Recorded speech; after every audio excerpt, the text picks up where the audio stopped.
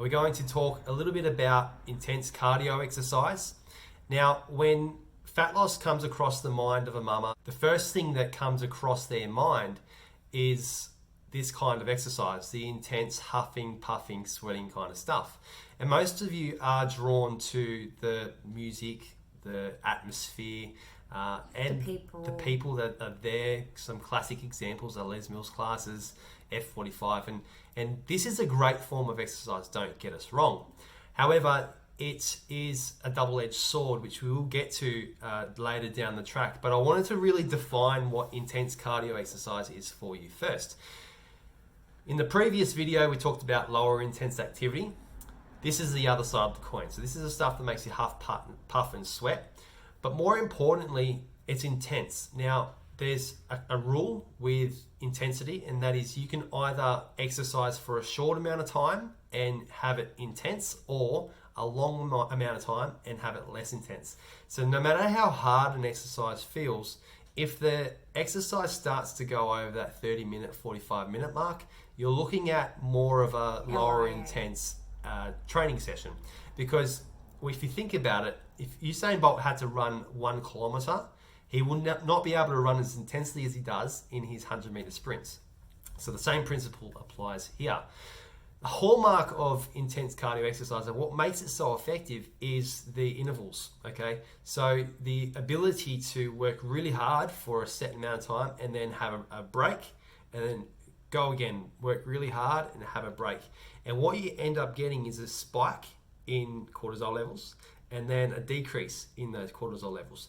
And if you do it right and you have programmed it into your movement groove correctly, it's going to actually help your body's ability to deal with stress, believe it or not. 100%, yeah.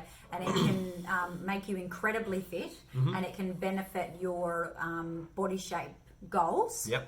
Yeah, helps you to burn fat quicker, Yep. Implemented with fire. So the other side to that is, though, if you are sleep deprived, for example, I'll tell you a little story.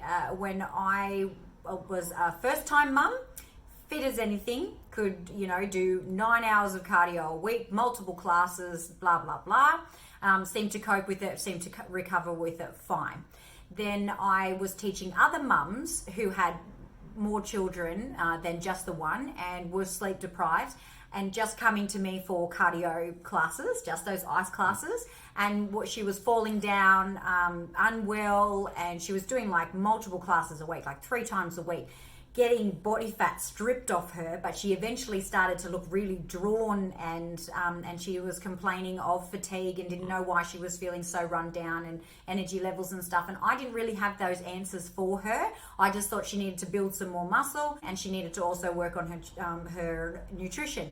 But that there was one key. Of course, she needed to work on those, but the key, most important thing was that she was being woken up by her second baby multiple times a night for like 3 years. And that key was missing because I hadn't been through it myself. And it wasn't until I had my second baby and I went through the same thing, and I started to go back to 2 fire, 2 ice per week, because that's what he was doing. It's just like when you see on YouTube or Instagram or something, oh, that's what they're doing. All right, I'll copy that.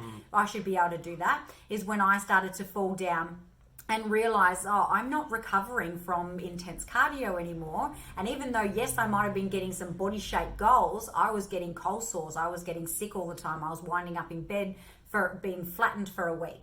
So this is where it can be really beneficial, but you also have to have everything else matching up. So you have to have that sleep to be able to repair, and you also have to have that nutrition, in place, as well as fire. Yeah. So in terms of an exercise program, the mistake is made when this type of exercise is the cornerstone. So when your program is built upon intense cardio exercise, your foundations are weak. Yes.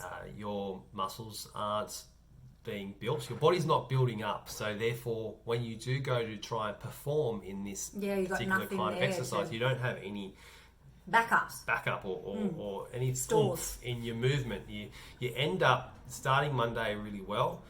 Wednesday is a little less intense, and then Friday is really just a get me through this kind of workout, and then the weekend is spent recovering, possibly binging, and then you start your week again. And these are the cycles that you get into when you do 6-week challenges.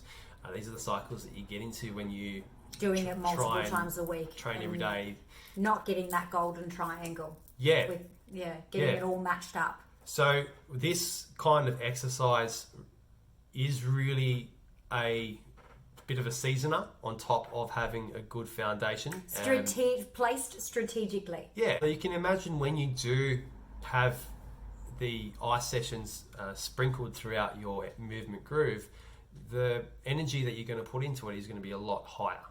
You're going to enjoy it a lot more because you're not doing it multiple times a week, and it's going to actually give you value. So that's intense cardio exercise.